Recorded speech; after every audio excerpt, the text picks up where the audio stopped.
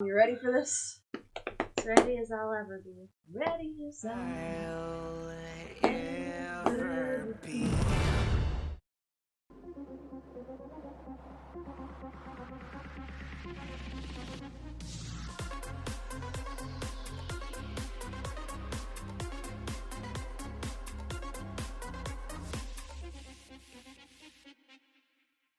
Hey guys, it's Legend Wings or Mackenzie back with my friend Kaylee, and today we're reading some more of Modelland.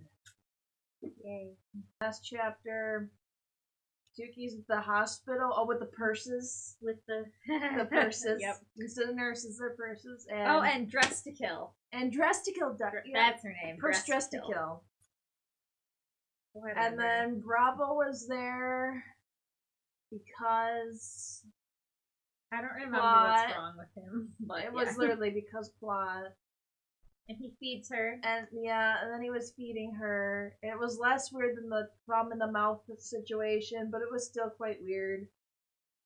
And so now I think Tookie's surgery is done, I think, is where we're. Yep. I think it starts like if you remember last time where we ended, Tookie's like counting down as she's falling asleep. Yep. So like in the last chapter it ended with her being like Zor, Zuri, Zoo, because remember she can't speak right. She speaks in Z's when she's drugged.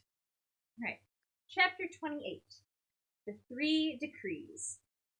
1, Tookie said aloud. When Tookie opened her eyes, she saw a rainbow of colors on the hazy glass ceiling.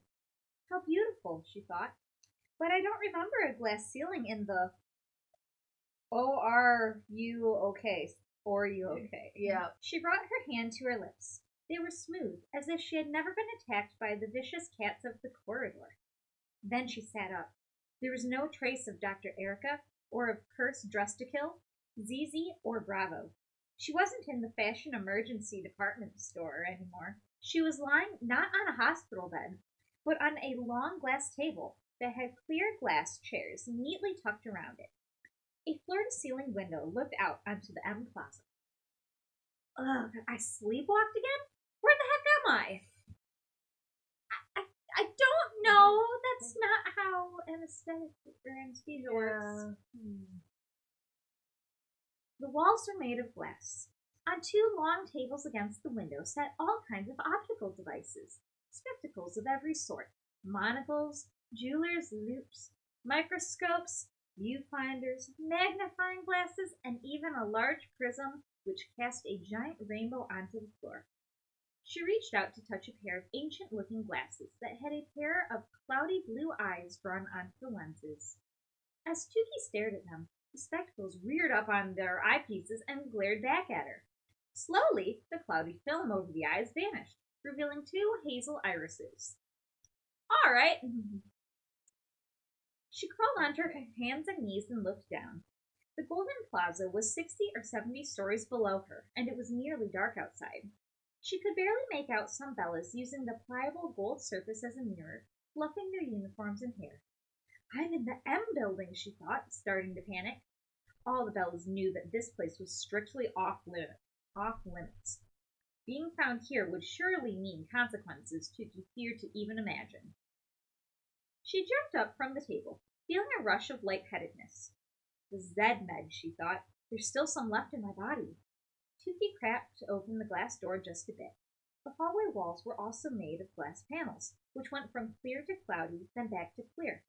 If Tookie was very careful, she could stay out of sight. Tookie saw Guru Applauses having coffee with Guru Loro Brown. Loro had her feet propped up on a glass table with a glass mug of coffee in her hand. Guru Applauses had a crystal coffee cup in each of its 3 hands.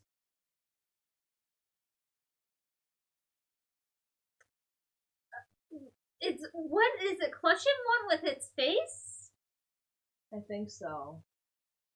It's How? got one here. But if that's how you're how would that work if that's what they're Her face is like right like here. Maybe it's like, how are you like holding that and also kind of pinching with the fingers just above its face, and it's gotta rotate the fingers so it tilts in its like mouth. some crazy like L style, like how to hold a coffee cup. Yeah, really. The largest cup was in its hand head, its pinky extended.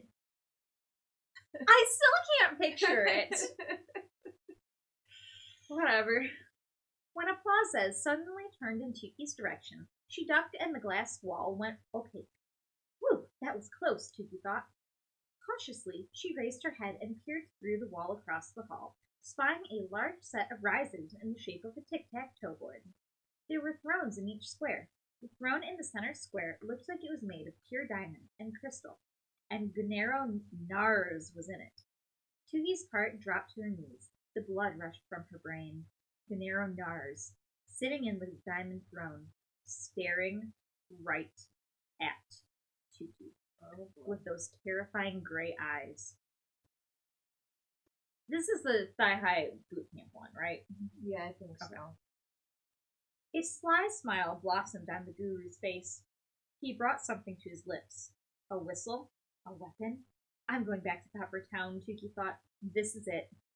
Gennaro smeared the mysterious item over his lips. A stripe of red appeared. Lipstick.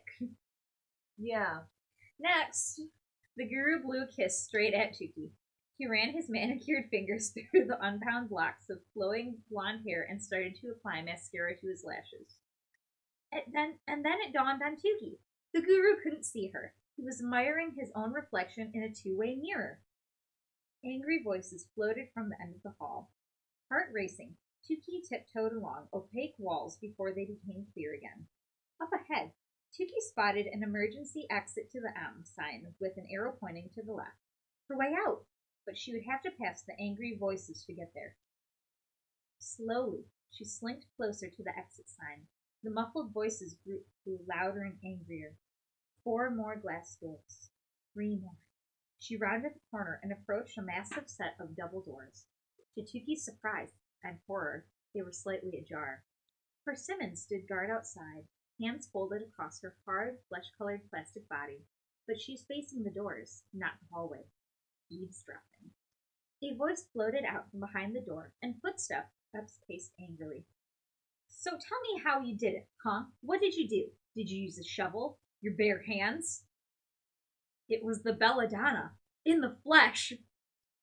Tookie could hear sobbing. Someone was in big trouble with the belladonna, and the belladonna seemed to be enjoying the show. Oh, so now you're all sad and weak, but to the whole world you act like you're some damn martyr. You talk such rubbish about abolishing everything this place stands for, spewing trash about undoing the very place that made you.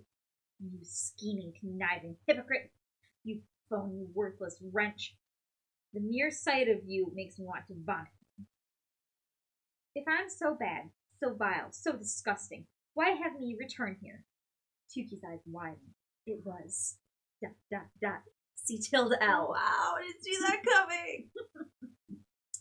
Just assume if the belladonna is angry at anyone, it's probably CL. It's just making me so mad. She's like, okay, I'm in the M building. Oh no. The only reason Tyra has this whole sleepwalking thing as a thing for Tookie is to get her into a situation she would never have been in the first place. How would you sleepwalk past everyone else? Yeah, and nobody especially when knows you have no clue where you're going. I'm so confused. I'm like, maybe this is a dream, but this has happened before and it's not been a dream. So it's just frustrating. Like, this character wouldn't have any reason to be here, and there's no reasonable way they would have gotten here, even if they were sleepwalking. But, you know, plot, so. But plot. You have to, like, force it. It's fine. You have to force the plot to happen. Everything? Yeah. It's good. It's fine, guys. Good job, Tyra. I also like this, where we're supposed to be surprised that C-tilde L, it literally says, Tookie's eyes widened. It was ... C-tilde L in italics. Tyra, just let this It's like, come on. Be a surprise. You don't need to... This isn't America's Next Top Model, where we have to have the dramatic pause for effect and bring it in. The belladonna let out a shriek. Don't you dare open your traitor lips to me unless I've granted you permission to speak. Do you know what it took for me to clean up that mess you made? I have been the belladonna of this school for 10 years, and I thought I had seen it all. But what you did, what you thought acceptable to do with those girls' bodies, it scares even me. Uh-oh. Uh-oh, what Oh, the? What is shit. C. Tilda L doing? Oh no!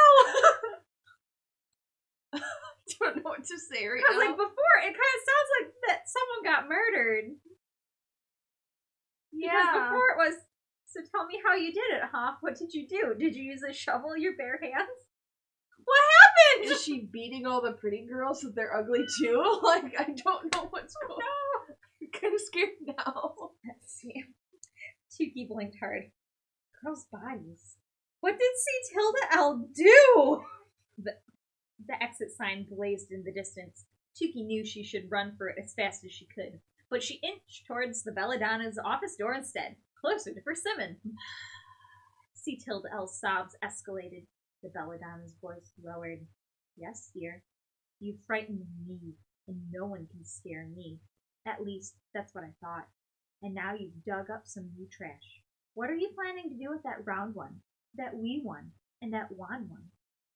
They were funny here at first, amusing even. Kind of like hideous-looking mascots. But I'm over them. Abolish them now. Tookie's eyes widened.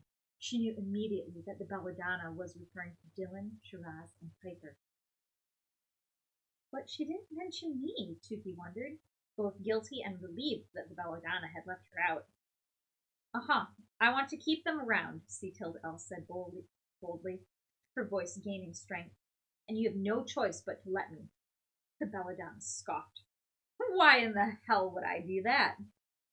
Well, contrary to what you, the most unloved of beloved, the clickiest of the chic, the definer of all things stereotypical, and the extreme leader of all the Bellas unlucky enough to be led, think knowledge is power. And the knowledge I have will make you do whatever the hell I want. Because if you don't, I will tell everyone your little secret. And what secret is that? The belladonna asked, in a voice that was nervously subdued.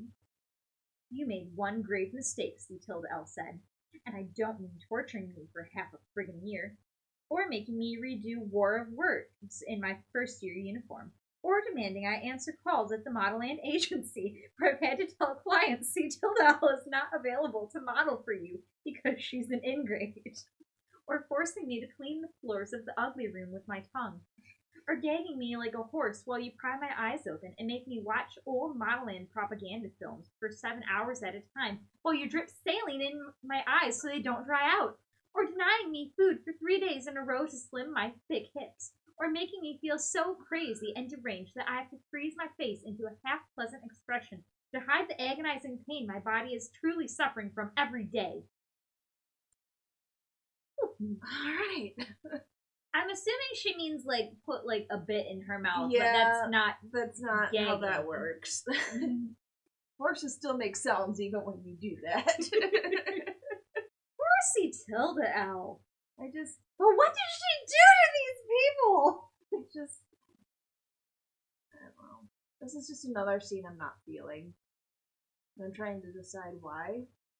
I'm not particularly feeling it, and because Tookie shouldn't be there. I think it's mostly Tookie shouldn't be there, and it's literally, it went from C. Tilda L was whimpering in the corner, and as Tookie gets closer and can hear more of the story and get more of what's going on, then she became bolder.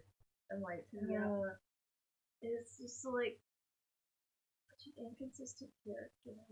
Oh wait, Tookie doesn't know that it's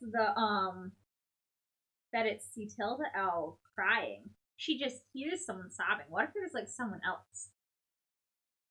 No, I think it's just C. Tilda L. I think it's boring. I mean, you could still be crying and be strong, but the way she makes it sound is like she's like, the belladonna calls her like, oh, so now you're all sad and weak. Yeah. Okay. So she goes from it's probably her sad and weak to haha, and there was no like. I mean, like she's like if she knew Tookie was there, then it would be like, I have to show that I'm strong for Tookie's sake, so that she doesn't feel weak herself, kind of a thing. Because it says, "See Tilda L sobs escalated. The Belladonna's voice lowers." I do like that part. I thought that line was cool. But see Tilda L sobs escalated. The Belladonna's voice lowered. I like that. That was kind of cool. But maybe see Tilda L gains like courage when the Belladonna starts picking on Dylan and Piper. Guess So maybe that. I don't know. Maybe we'll see. I'm concerned what she did to whatever the Belladonna's talking about. So yeah. see Tilda L stopped and gasped for breath. "No, woman. You made the mistake of insisting I work in the admissions department, where I have full access to the new Bella's admission records. Do you want to know what I saw? What I was shocked to see?" The Belladonna was silent. "Before we go there," see Tilda L continued, "look." So you readers don't get to know what's going on yet. There's also grammatical error. Nice. It says, "Before we go there," see Tilda L continued, "period." Then it starts the new sentence. "Let's go over the 3 most important rules that each Belladonna must abide by." No, it would continue as a flowing sentence because she's continuing, and "before we go there" isn't a complete sentence. Yep. Tyra. Or your editors. I'm blaming the editors. It's the editors, but can you blame them for spacing out during this book? This book level, like, I don't know if I could have edited this book this well had I been her editor. It's still their job. I would have still phased out. 100%. It just makes me happy, though, when I see these. I'm like, Yep. I feel better about my own writing. Yep. Just because I'm like, see, it's not so bad if I miss stuff ever. Right. "Before we go there," see Tilda L continued, "let's go over the 3 most important rules that each Belladonna must abide by." The Belladonna gasped. "That's highly confidential. How'd you know those rules?" "I read them when I was enslaved in your admissions room, you idiot. So let's go over those rules. I'll let you go first, out of respect." "I will not play your little game," the Belladonna growled. "Fine, then I'll list them for you, in case you've forgotten," see Tilda L said. 1. You must set a world-changing definition of beauty and stick to it for 5 years. 2. All gurus must have a combination of a defect and a power. And last but not least, 3. Do not tamper with the predetermined admissions list. Predetermined, Tookie thought. She'd never heard that.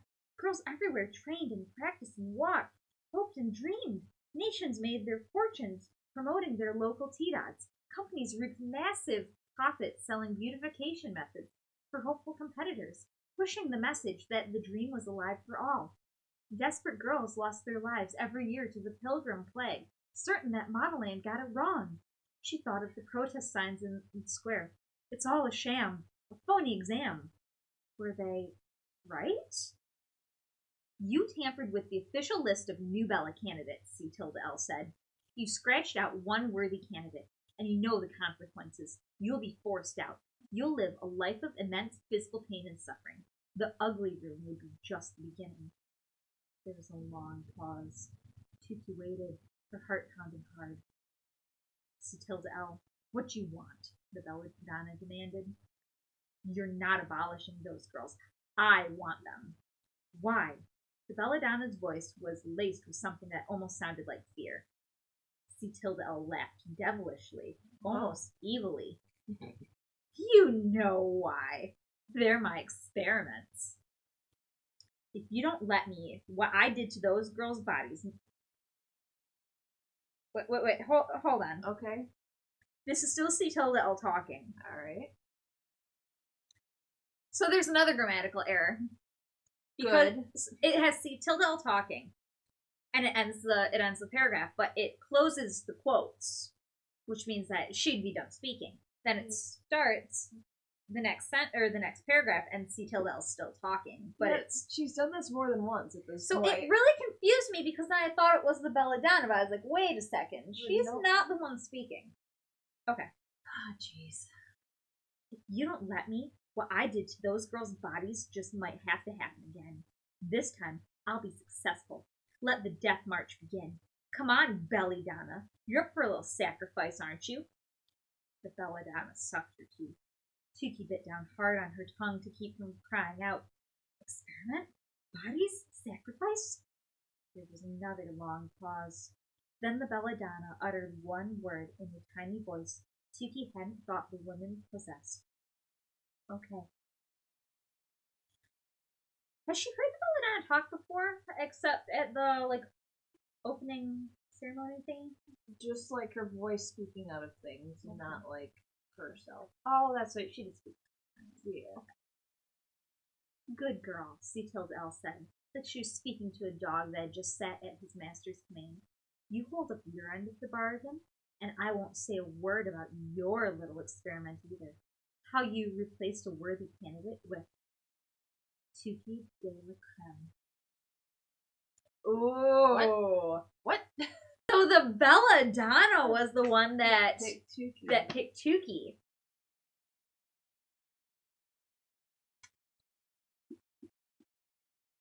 Okay, at least that's one I didn't see coming. Yeah.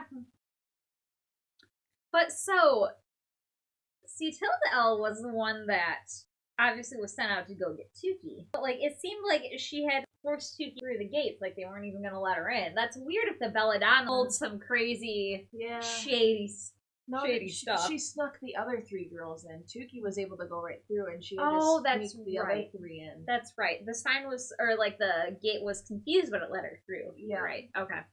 Interesting. But why? Also, what the hell did Tilda do? And why does she have this power over the belladonna? Yeah, okay, everyone thinks that Tilda's crazy. They're not going to listen to her. Well, maybe she's a 777. Okay, but there's so many times where Tilda's been locked up, so why can't she just be locked up again and no one ever sees her again? And then, belladonna, your secret never gets out. Sounds like a way to solve the problem. Sounds like a trump card to me. I don't know. If I was an evil overlord, that's what I would do. Yeah, it makes sense. Get rid of Tilda, or just lock her up. She's Just been missing anyway. You could just kill her, and then you wouldn't have to deal with her anymore, and your secret would be safe. Come on, Tyra, do it. Why are they having this conversation with the door open? It's another good question. Plot convenience. That's the answer. Maybe Persimmon opened the door. She's eavesdropping. Oh, that's true. Maybe. Also, that is an interesting switch that Tilda did. Has she been faking her weakness the whole time? But then why reveal her trump card right now with this dirt that she's got on the belladonna? Yeah. Unless it's just because she, whatever the hell she did to these other girls, I'm assuming she killed someone. Yeah. Or is torturing someone. I don't know what is going on with Tilda. She is not the character we thought. No, I'm so plot twist. Yeah, but I'm so confused. So maybe she's only pretending to be weak and whatever else. But then why does she seem to be helping Dylan and Piper and them? I don't know. I literally think belladonna picked Tookie, and then she's like, never mind. Tilda, you're right. Yeah. Belladonna picked Tookie, Tilda picked the other three. Yeah, so she's like, in retaliation to you picking this one, I'm gonna grab these three on my way back, is kind of what I had the feeling of. Each of these guys didn't seem to only go pick up one person, or at least that's what we were under the impression of at first. Yeah. And then they went and she picked up an extra three. Mm-hmm. Okay. So that would be my guess, is that she's like, on my way back, I'll just make a couple pit stops and pick up a couple of girls and sneak them through. Why? I don't know why Belladonna did what she did originally, so. Interesting. Hopefully we'll know by the end of this book. But who knows? Your turn. Chapter 29. Flute Creepers. Tookie De La Crème, Miracle's voice floated from the back of the line of pilgrims. And Intoxibella. They don't really go together like ballet and tap shoes, do they, Creamy?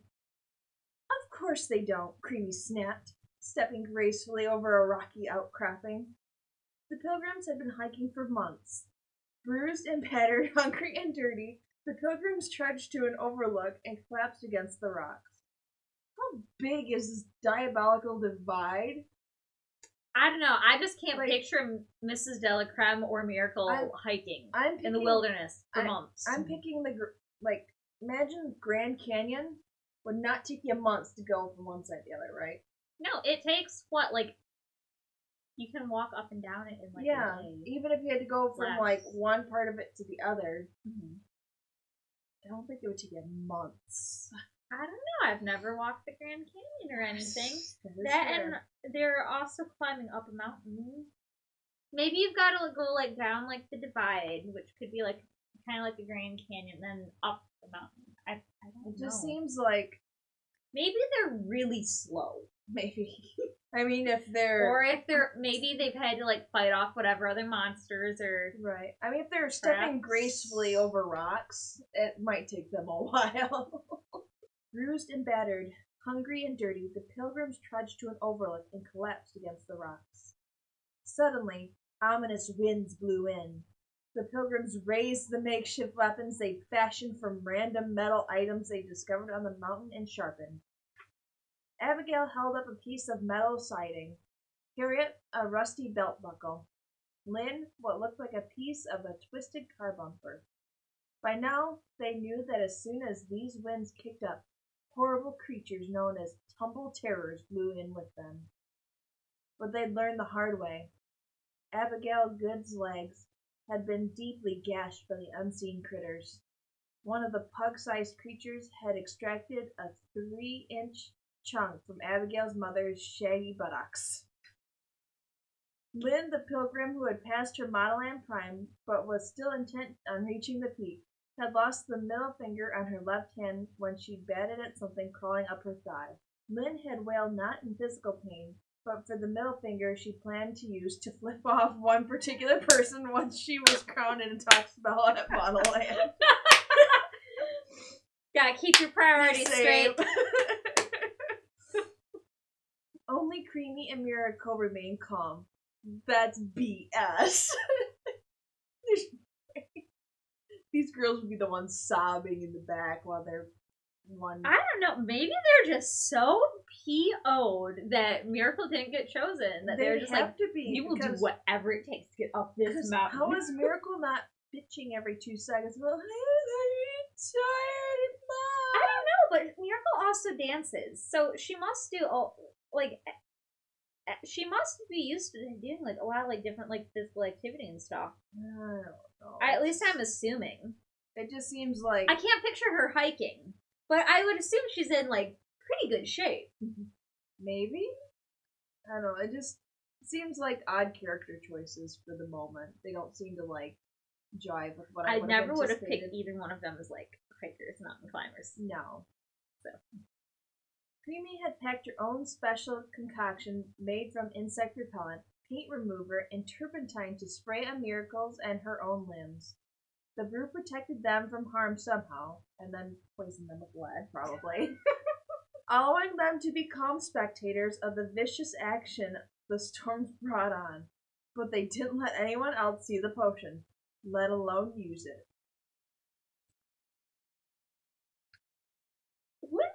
Get suspicious if they're the only ones that haven't been fat. I mean, if you fake it, I guess. Maybe, yeah, that's true. That and they might be too busy, battling these unseen creatures. So chaos. Yeah, chaos is going on. Just oh yeah, they totally bit my leg, but I got it all bandaged back up. Maybe they're just don't mind us as we put on bug spray. It's just bug spray, we swear. Yeah. Now, Lynn chanted a rhythmic phrase each time she stabbed at one of the tumble terrors. Intoxibellas. Why are we going to use big words? Intoxibellas Larcenina. Intoxibellas Larcenina. Before losing her middle finger and a bit of her sanity, Lynn had confessed to the group that Larcenina was the name of the Intoxibella with whom her husband was having a torrid affair, and for whom he had abandoned Lynn. Larcenina was the reason Lynn had embarked on this unauthorized trip to Modelland. Shut up already, Creamy yelled. I've told you 1,000 times. Larcenina won't be an Intoxibella any longer. Once everyone finds out, she's mating with a civilian. I know, Lynn answered. And when I make it to Modelland and become an Intoxibella, he won't be able to resist me, and he'll leave her.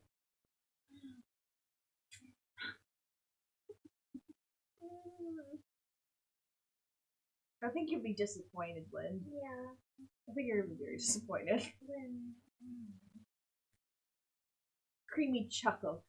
Hate to break it to you, wrinkle face. They won't pick you with that finger missing. Lynn's mouth fell open. Who are you calling wrinkle face?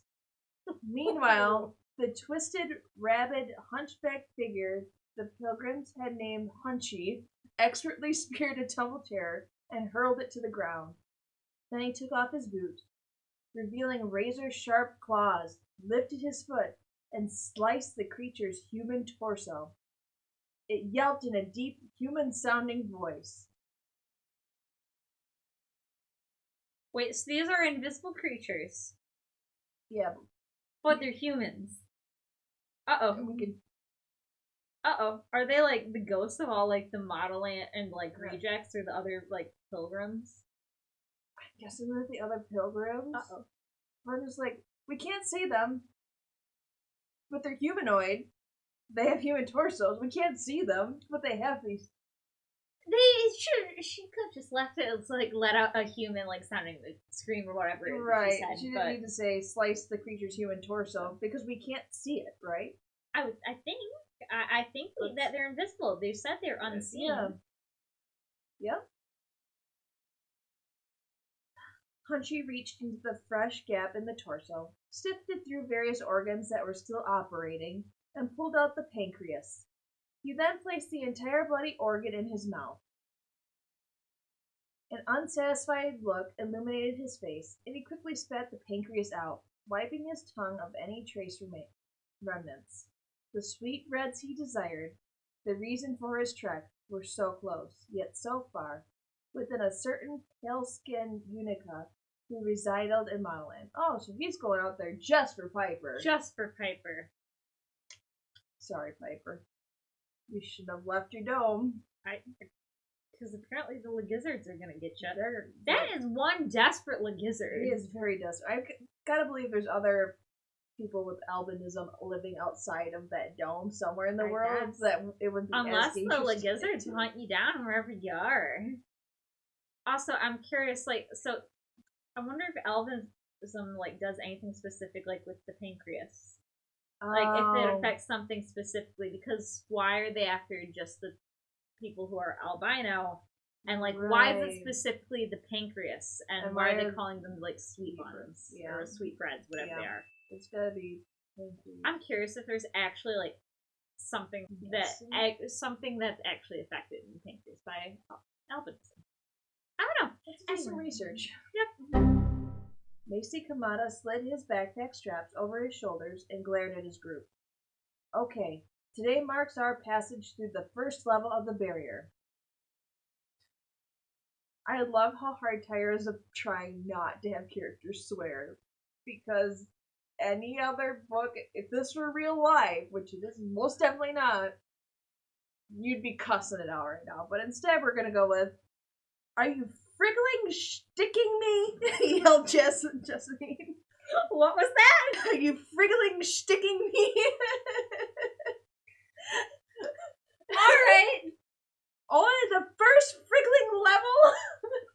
She's had other people curse before. Yeah, but only like damn. And it's not been like the F-bomb.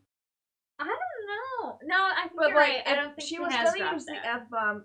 Remember, just in the last chapter, C tilde L, while under all this pain and duress, is like, all this friggin' torture you put me under. I'm like, no. I know this is a YA novel. That's alright. And I mean, in my own books, I make up curse words, but I try to have them have the same, like, amount of intensity, or like it would make sense for them to say it. This is just a joke. And this is just friggling sticking. Are you friggling sticking me? That's our new word. Friggling sticking. Just say it. I dare you, Tyra. You are touching so many other topics in this book. Just say the curse word. Oh boy. She looked like she was going to burst a blood vessel.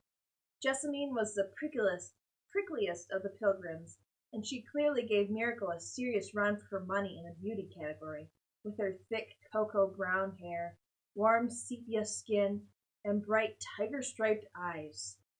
Those are some bright brown eyes. Tiger-striped eyes, though.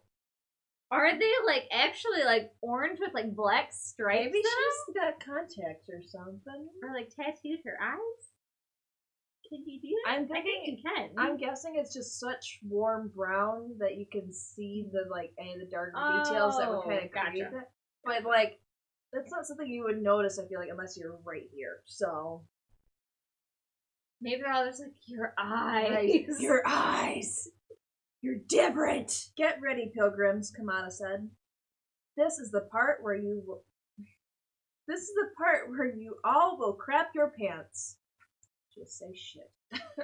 Just do it, Tyra, I dare you. The group shifted nervously. Now assemble the camp for the night, Kamada said. We attack Zone 2 tomorrow. Hurry now. Pack some food in the middle. Sleeping bags in a circle. Excluding my daughter and me, Creamy interjected. We'll sleep in our blow-up tent as usual. Lynn rolled her eyes. Miracle and Creamy climbed inside the tent they brought from home. Miracle handed Creamy some of her freeze-dried mango rations. You have to eat, Creamy. Creamy wrinkled her nose. You know me. I can't eat that. Old food, dehydrated, then wrapped airtight to allow it to fester and get even older? No thanks. Starve and die then, Creamy. How has she been alive? I'll eat more of those tree saplings along the way. I'll be fine, Miracle dear. Just then, an eerie song floated into the cozy white tent. Miracle unzipped 2 inches of the tent zipper and peered outside. The pilgrims lay in a circle, their backs to the heap of backpacks piled in the center. Their eyes were closed. Long silver plants that resembled musical instruments had wrapped themselves around the heads of the snoring pilgrims and were starting to enter their mouths. All the while, the strange stalks emitted a spooky, haunting melody. Like a Stranger Things vibe here. Flute creepers, Mrs. De La Crème whispered. Kamada had told them the flute creepers snuck up on sleeping victims, anesthetized them with flute sleeper venom, and then crawled into their windpipes. They digested their victims slowly over a period of weeks, working from the body's deepest interiors to their exteriors, all while the victims remained alive but paralyzed, feeling every bit of the pain. The key to preventing flute creeper death was for someone to stay awake throughout the night and keep watch. That was Kamada's job. He failed miserably. Yep. Uh-oh. Do we let them die, Creamy? Miracle said calmly. Oh. Do we let them die, Creamy?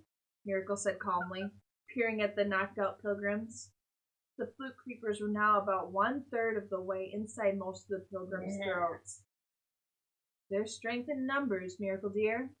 We need them for later, Creamy said, walking up to the group. The mountain needs them for later, she added under her breath. Mrs. De La Crème picked up one of the shank spears and hoisted it over her shoulder like a javelin. She tossed it and it struck its target, a creeper that was halfway up Kamada's arm. The spear split the silver creeper in half, and Creamy reached in to grab the slithering creature's pulsing metallic red heart. Ew! Miracle cried. What are you doing? The heart of the creeper has the anti-venom. The victim has to eat it to live. Creamy opened Kamada's mouth and moved his jaw up and down. Disgusting. Chew already, she said. I cannot picture Creamy doing all of this. No, I'm just wondering how she knows how to do this. No, this is BS. What if she was a pilgrim for a while and left and decided, you know what, it's not worth it. I'm just so... So then maybe she's the one that's like, come on, Miracle, we're going up the mountain. She is pretty upset if she's doing this because this is completely, at least in my opinion, with no other context, out of character. Yeah. It's definitely not how I pictured her character from what we saw her in the beginning.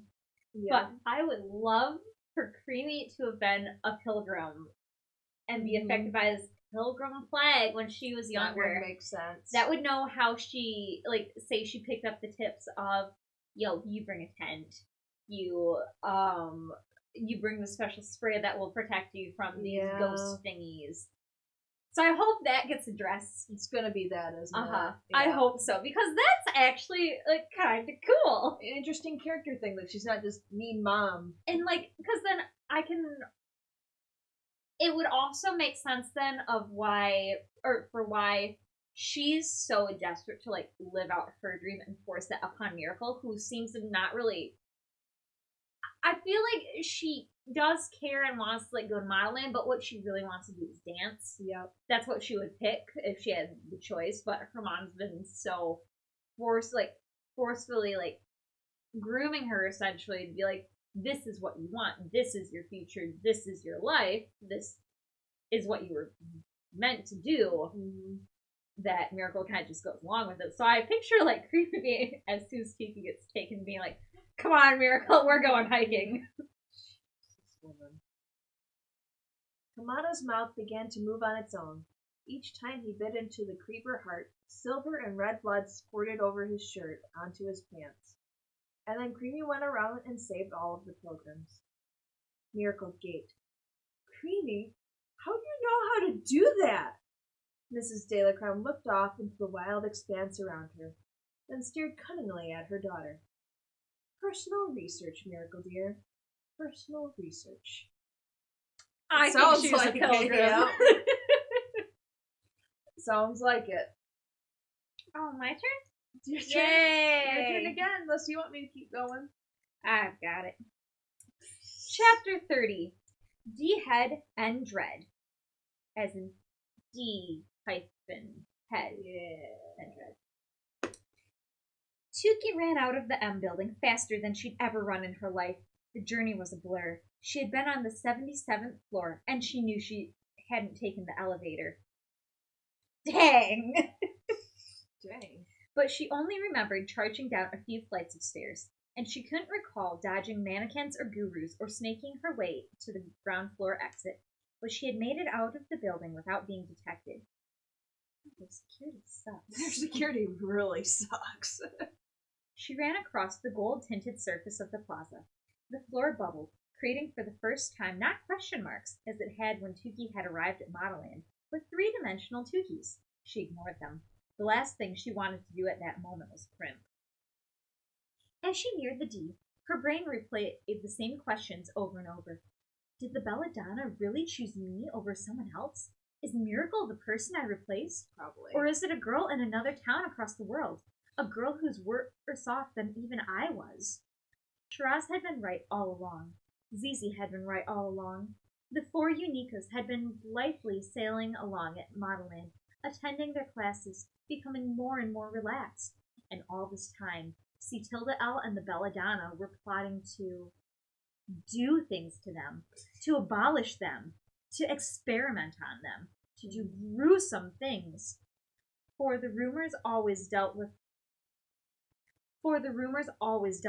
heinous tortures of the mind and the body, acts so torturous the victims begged to be killed and put out of their misery.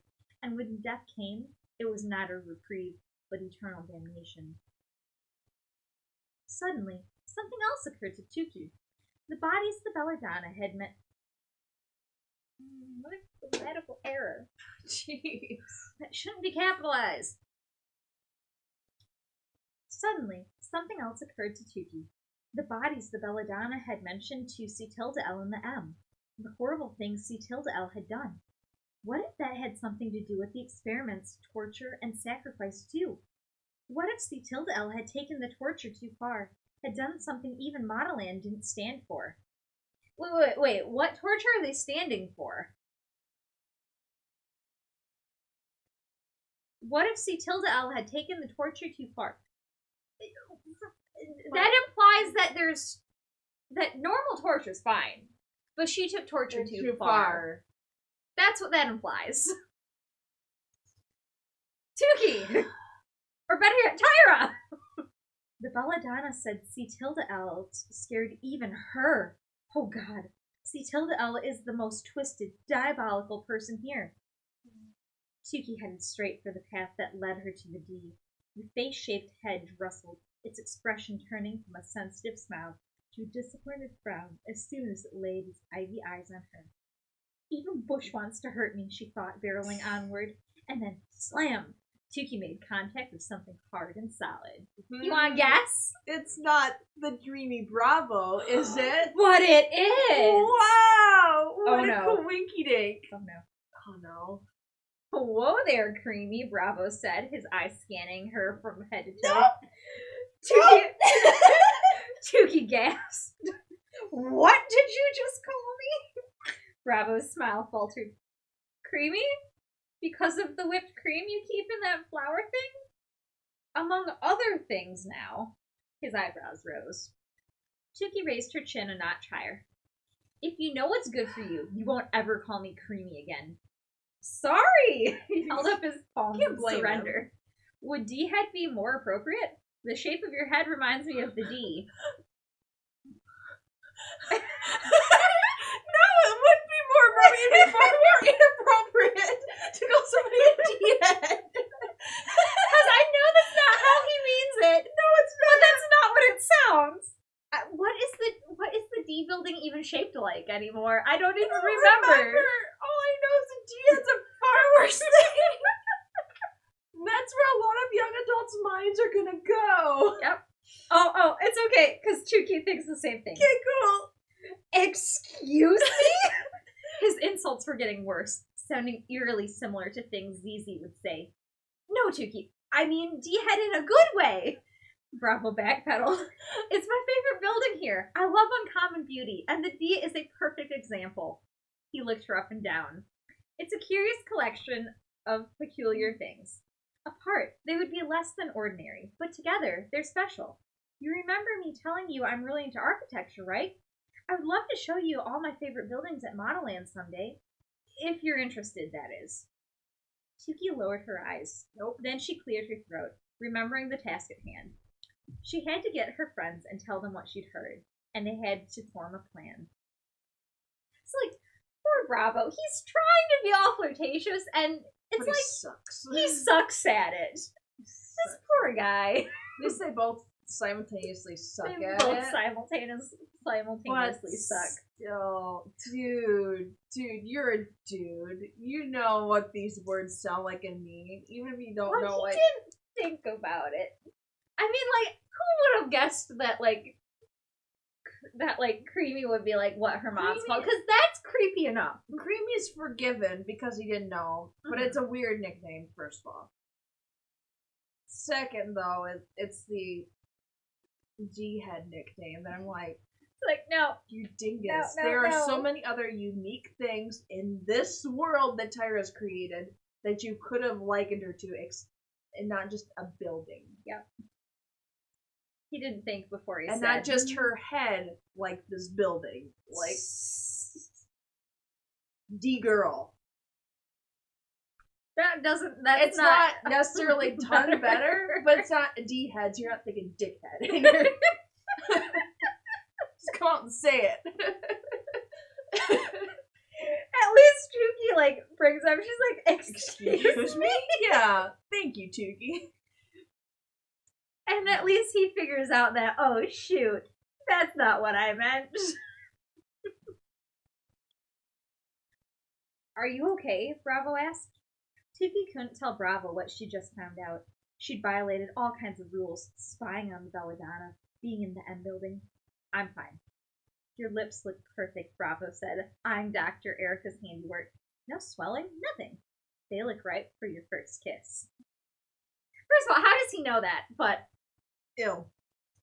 Leave me alone, please. I mean, he's just really pushing this. He's pushing his boundaries. But still, I'm not getting a romantic vibe from this. Like, I get he's trying to be flirtatious, and he sucks at it. He sucks at it.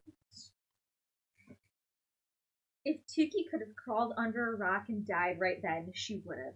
She'd forgotten about how Zizi had teased out her secret, taunting her for... Oh, that's why. Knows, apparently. Taunting her for having never been kissed. Making her look even more like the awkward, inexperienced, funny-looking girl she was. And yet, when she peeked up at Bravo, he was smiling at her expectantly, hopefully, almost like he wanted to give Tookie her first kiss himself. Wow, Tookie. No, duh! How slow. A gust of wind kicked up, blowing around stray leaves from the bushes. A leaf landed on Tookie's bottom lip. Smiling, Bravo reached out to brush it away. His thumb touched both of her lips, then entered her mouth a bit. He removed the last traces of leaf, but his thumb lingered between her lips just like before. Why are we doing this? Why are we doing this right now? I don't know. Like, it's one thing for, like, boyfriend, girlfriend to, like, brush, like finger, like, over your lip or something. It's another thing for, like, random person you barely know to be like, here's my, like... To, like, teasingly caress your lip and stick your thumb there, like... Now, that's the weird part. That's the weird part. That's, like... Like, no. Bad. No. That's, like, really, really sexual in a weird way, and, like, should not be... in a YA novel. Creepy. It's nasty. I just can't understand that we have to keep sitting through this situation. Why does it happen again? Does she just stand there because she doesn't know what to do?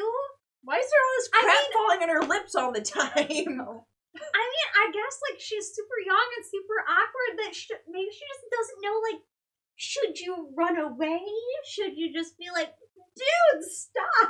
I feel like, dude, stop touching my face.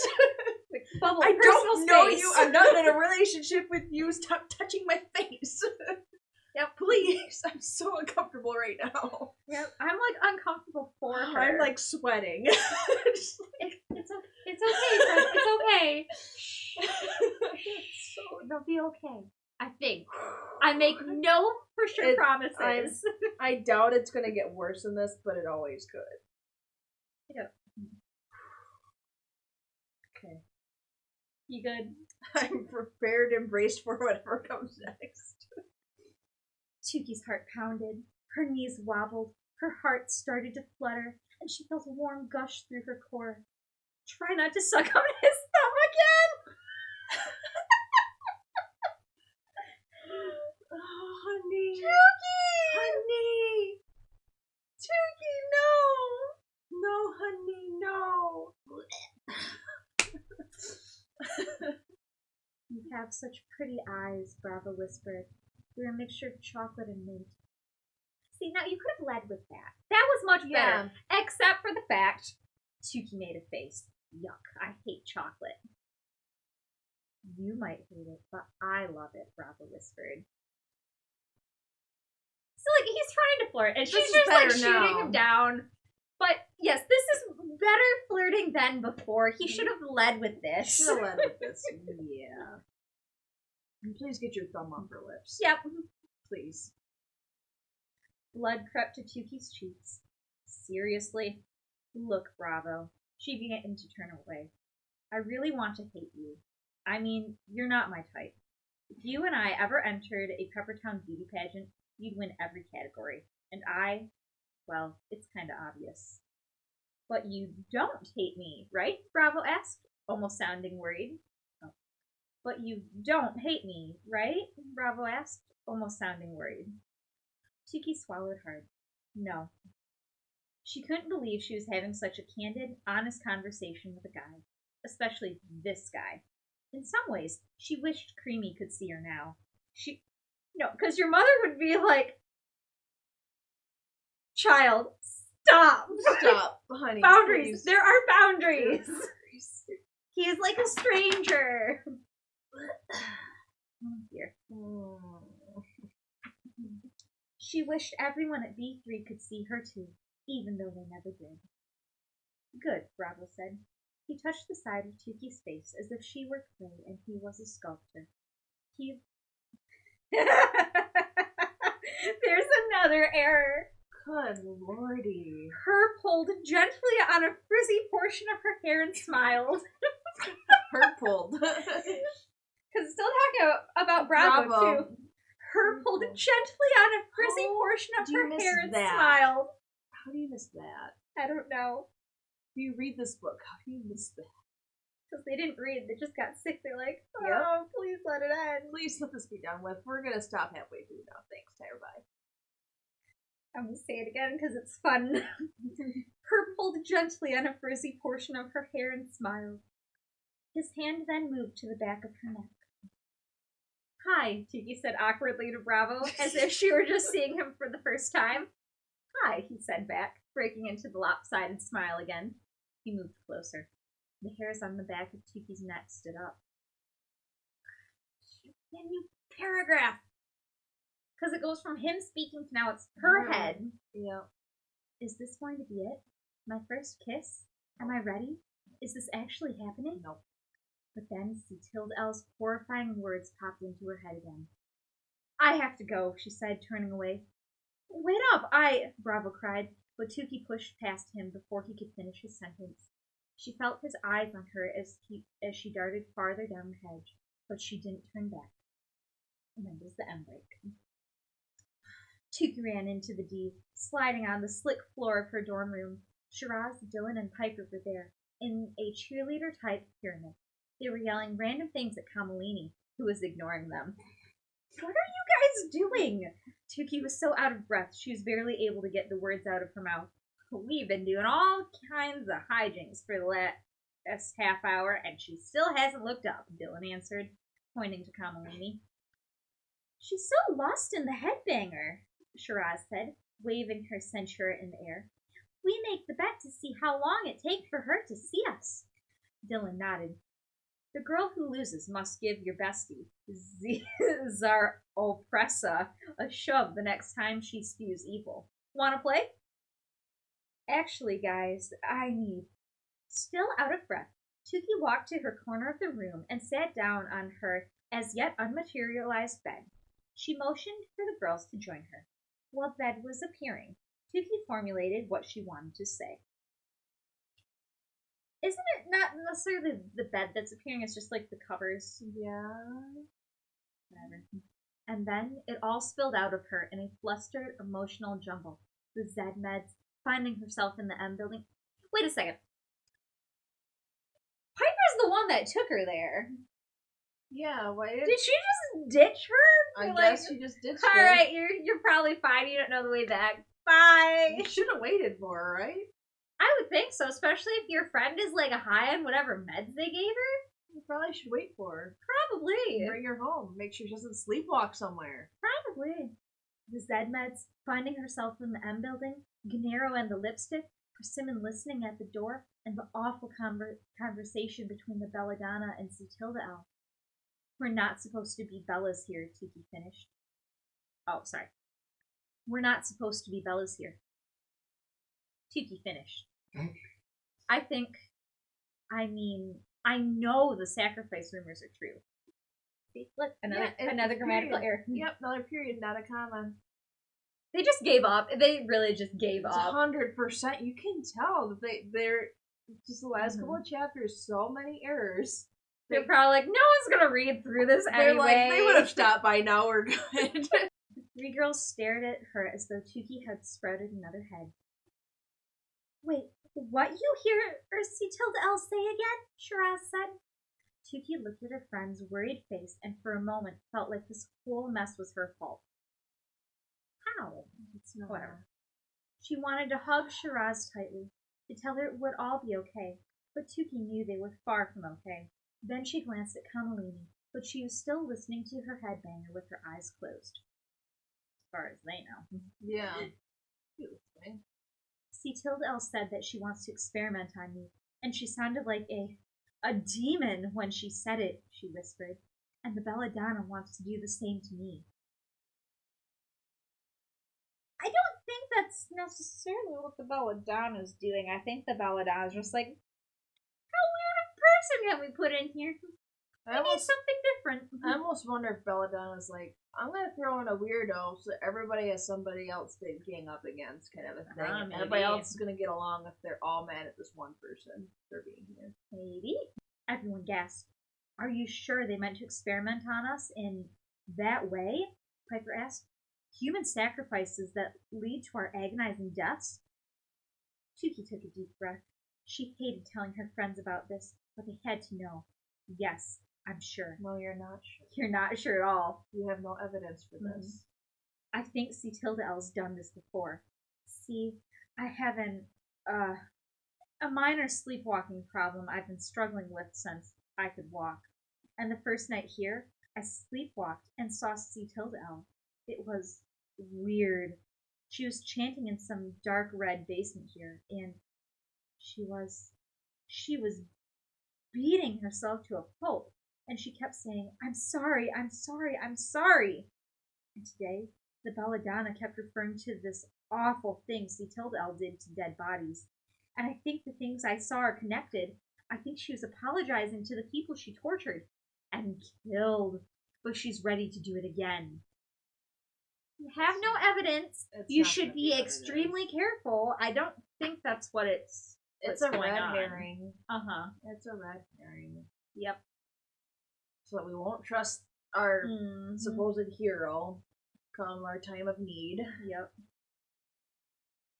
Dylan blinked hard. Wait. This happened the first night we were here? Why are you just telling us now? You know how Ctilda's been staring and scaring us. You're the one who made it up this whole Unica's thing. Hello, Unica? Unity? And you were right there, Tookie, when Ctilda went all demonic and wore words and brought back my own demons. I'm sorry, Dylan. I didn't know if I was hallucinating or if I really saw Ctilda doing that stuff. I should have told you sooner. It sounded crazy, and I didn't want you guys to think I was crazy. I wanted you to accept me. I wanted you as friends. Dylan sighed and shook her head. I love crazy. Okay, can I just say something crazy? I love crazy. An agonizing half-minute ticked by, Tookie's heart pounding hard. What if Dylan is really pissed with me? What if she never speaks to me again? I can't lose her. Not now. Finally, Dylan's face softened. I understand, Tookie. I don't know what I would have done with that information either. Dylan hugged her knees. I'm really scared, y'all. I don't want to die. I'm still so young. We all are. I'm trying to do something with my life to help my mama, my sisters, and my brothers. Y'all know I got 4 of each, and none of them have ever been outside the nation. I don't want to do the dying either, Shiraz cried. I am Shiraz. I want to bring happiness and light to Candelabra. Well, I certainly don't want to die, Piper murmured. I've never felt so alive. It feels so good to not start every day in fear of the lizards taking my life. Just you wait. Just you wait. Piper grabbed Dylan's hand. Dylan reached for Shiraz's, and then Shiraz grasped Tookie's. Everyone was shaking. Then Tookie steadied herself, took in a deep breath, and said, Unitas, there's only one thing to do. We have to escape. And that's a separate paragraph. Where they used all the quotes correctly this time, which is nice. Well, but it shouldn't be a separate paragraph. No. I get it's trying to emphasize it, but that you should have added some more other flavored text between the two statements, and then, in fact, just end this section with that. Yep. Would have been a great cliffhanger. Yep. But no. Just slap it back onto the paragraph where it's supposed to go and italicize it if you need. Yep. We have to escape. There was a long pause. Piper nodded. I'm in. I will do the escaping too, Shiraz said. I'll do anything not to get tortured, Dylan said, even if it means going back to work in customer service. That's dedication right there, Dylan. Yep. All good plans, especially ones involving crime, start with assigning roles. giving people with certain talents particular duties, and then designing the operation around what they all do best, Piper said. Then, Piper, you should be a researcher and technology expert, Tookie said. I got a big mouth, Dylan volunteered. Yes, you do, Shiraz teased, opening her mouth wide. I can distract people, Dylan said, popping Shiraz playfully on the mouth. Good, we'll need that, Tookie said. I'm Speedy, Shiraz declared. I'm the messenger, the Outlook. The Outlook? Absolutely, Piper said. Then she looked at Tookie. What about you? That's the thing, like, what the hell can you do? Like, oh, you can speak different languages. That's going to help us here, right? I would think. I don't know. Tookie felt her friend's eyes on her. All at once, she felt as lost as she'd been at D3. What am I good at? SPLDing? Having no one notice me? The linguist? She volunteered. I know, Shiraz yelled. You be our leader! Why?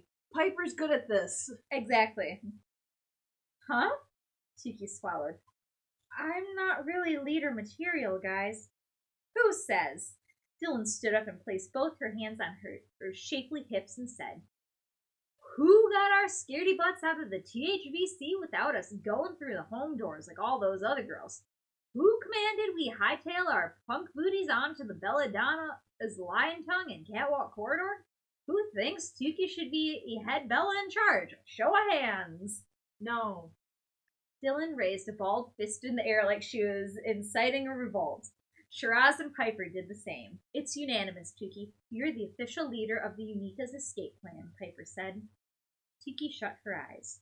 Her mind flashed back to the corridor and to the THVC. Was that leading? Have I been leading them without even knowing it? You haven't. Pride began to flow through her body like liquid gold. I can do this. I can lead them. I will get us all out of here. Not that she had the slightest clue where to begin. You couldn't even leave your own parents' house without them dragging you somewhere else. Apparently she's gonna try. I mean, she did, like, they're right. She did step up a couple times and, like, you know, like, help them through, like, using logic and, like, getting through that, but Piper knows how this sort. Piper's a strategist. She should be the one making all the plans, and I feel like that's the leader role. It is. Also, they're sitting there yelling this, and Kamalini's in the room. Why else would Kamalini be there unless she's overhearing this? Oh, yeah. So, I hope that she overhears this. She's gonna let it slip because she doesn't want them to get hurt. So Yep. she's gonna tell the authorities. Yep. Probably what's gonna be. If it doesn't, then there's no reason. no reason for And it to be just there. for that entrance. Especially because, like, Shiraz is yelling this out, so is Dylan. Like, we're gonna escape! They're so dumb.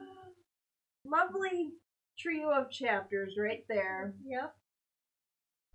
Well, let us know what you guys think in the comments down below. Make sure you like and subscribe so we can keep this journey going together. And somehow I think we're going to manage to finish this book. I think so too. We're getting close. Let's see. We're I think on. we've got. Don't look at anything. Don't look at spoil anything. yourself. Oh, I don't know. Ruin I'm the really experience. sad. Page 371 out of 569. We're So, getting there. We're getting there. Less than 200 chapters. Or, sorry. Yes, Less, thank goodness. less than 200 pages. Yep. Well, guess we'll continue next time with this escape plan. Probably. Yep. Cool. Alright, bye!